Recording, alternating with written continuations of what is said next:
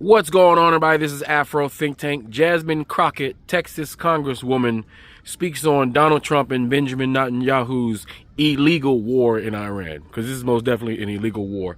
Because you're supposed to get congressional approval before you go to war.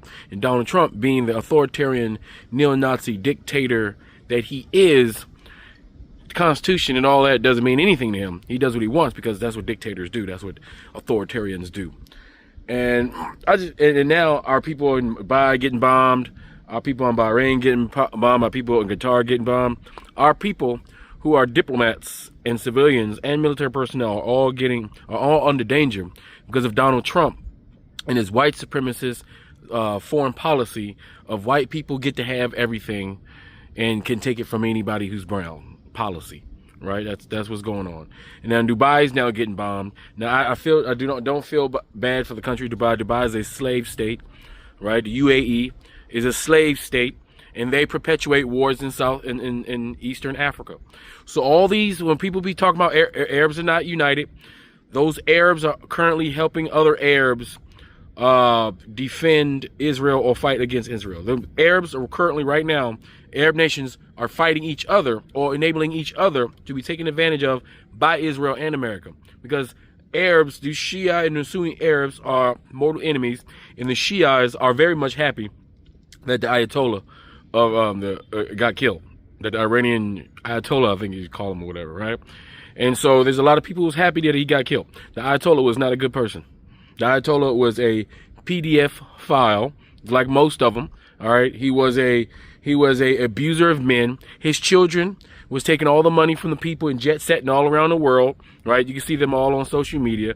His children did not live the Sharia law. Didn't live within Sharia law. They was drinking and smoking and indulging in activities unbecoming of a good Muslim, right? But you see, all those rules and regulations are just supposed to be for those who are pawns, not for the ones in power.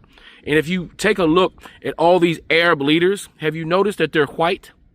I just want you to I want you to notice that you look at the guy that got killed in Iran. If you look at the Libyan, if you look at all of these people, these are the European these are European Arabs. Remember, Arab's not a race.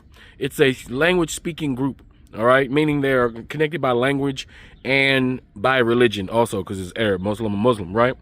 So, but if you look at them, these are white Europeans. All this chaos are white people who pretending to be everybody else fighting each other and involving everybody else. I want you to understand that. The Arabs that are fighting the Anglo-Saxon barbarian Europeans, all of them are damn near related. They probably got the same European cousins, right? While the brown and dark-skinned original inhabitants of the area have to suffer because of white folks in their plan pretend and their need to kill and destroy because of it, and greed. Anyway, hopefully a future candidate for the presidency of the United States, Jasmine Crockett. Hopefully, right? Hopefully she runs one day, because we need somebody like her. I'll be honest. We need a common sense, no nonsense black woman to be the president of the United States to make up for this shit. That's it. I'm just going to keep it real. Man, it may not be Jasmine Crockett, it could be somebody else, but we need a Jasmine Crockett like architect. And trust and believe she's the one, because if she wasn't, all these fat, bald, ugly, freaking black manosphere can't get a woman type dudes wouldn't be attacking her every left and right without attacking her policies, without attacking her positions or bills. They just attack her aesthetics.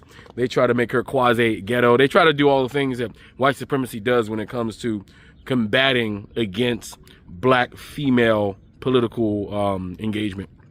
So these black Coonarians, they've already started the campaign of talking trash about any black female politician that dares to speak truth to power and do anything responsible for the American people. Anyway, you guys tell me what you think in the comment sections. Afro Think Tank, learn something, teach something. I'm out. Joining me now is the Democratic Congresswoman Jasmine Crockett of Texas. She's a member of the House Judiciary and Oversight Committee. She's running for the Democratic primary for the Senate in Texas, which is why we had booked you to be on our show, and we always appreciate your time, although the news has overtaken that story for the moment. So I want to get your view, largely as a member of Congress, because we have had wars in that part of the world that have ended up being a real cause of loss of blood and treasure. we can have a debate about whether we should be having a war with Iran, and we don't really have much of a debate about whether the Iranian regime is a bad regime. But Congress was not asked about this. No, we were not. And that's the problem.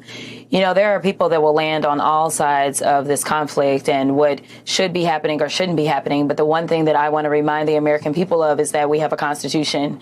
And frankly, as members of Congress, we have swore an oath to the Constitution as well as the president. And right now, what we are clearly witnessing is lawlessness yet again from this administration. And my question to my colleagues in a very serious way is, will you put aside your loyalty to this orange man and actually focus on your loyalty and your oath to the Constitution, which says that only Congress has the power to declare war? It is time to rein him in a bipartisan way. And do you think that that kind of bipartisan support exists? There's actually a lot more bipartisan support recently in Congress than we had grown to expect over the course of the last year. Whether or not this is about approving a war, it's fundamentally about Congress asserting its role as the branch of government that is constitutionally allowed to determine whether war occurs. That's exactly right. And listen, Thomas Massie and Ro Khanna have been working together quite often on bipartisan legislation, including the Epstein files. And so they do have a war powers resolution that they have been working on together. And I do know that Ro Khanna has made it clear that he wants to bring that to the floor on Monday. My question to Speaker Johnson is, how many people are going to have to die because this president just decided that he was going to do whatever he wanted to and to ignore our congressional authority and our congressional powers? I don't think that we should wait till Monday. And this is being said as someone who literally has an election on Tuesday. I've got to make sure that I am doing what I swore an oath to do as a sitting member of the House. And I think Speaker Johnson needs to call us in right now, and we need to deal with this right now. The authorization for the use of military force, which was passed in 2001 in the wake of 9/11, has been sort of stretched and extended, largely allowing the president certain powers as it relates to certain terrorist groups, named terrorist groups. It didn't name ISIS, but it's been legally thought to understand ISIS. It does not extend to the Iranian regime, whatever one thinks of the Iranian regime. You're a lawyer. At some point, if the administration wants to make a case about why America should be bombing Iran, there are lots of places to make that case. I do want to remind people, the president has not gone to Congress asking for an AUMF. This is not even a debate technically that has happened in Congress. That's correct. I mean, you know, and here's the thing. I was concerned when he went into Venezuela, because I said that because of the cowardice of our Republican colleagues, this was going to give a permission structure for bad behavior. And that's exactly what we've seen. Now, we know that he's been flirting with this. In fact, it was last weekend that I thought that he probably was going to do this, because he has a history of doing this right on the weekend when we're not in, when we can't ask questions immediately and demand a briefing immediately.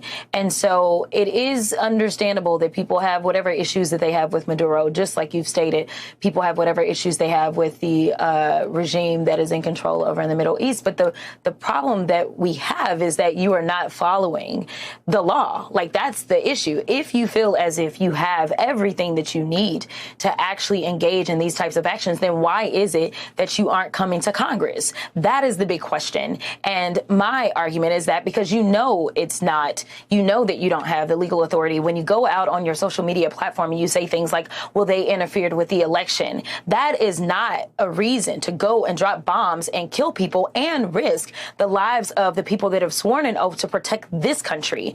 Right now, people's sons, daughters, aunts, uncles, mothers, and fathers may end up being thrust into a war because of his maniacal issues as relates to an election, at the same time that he is flirting with us not even having elections.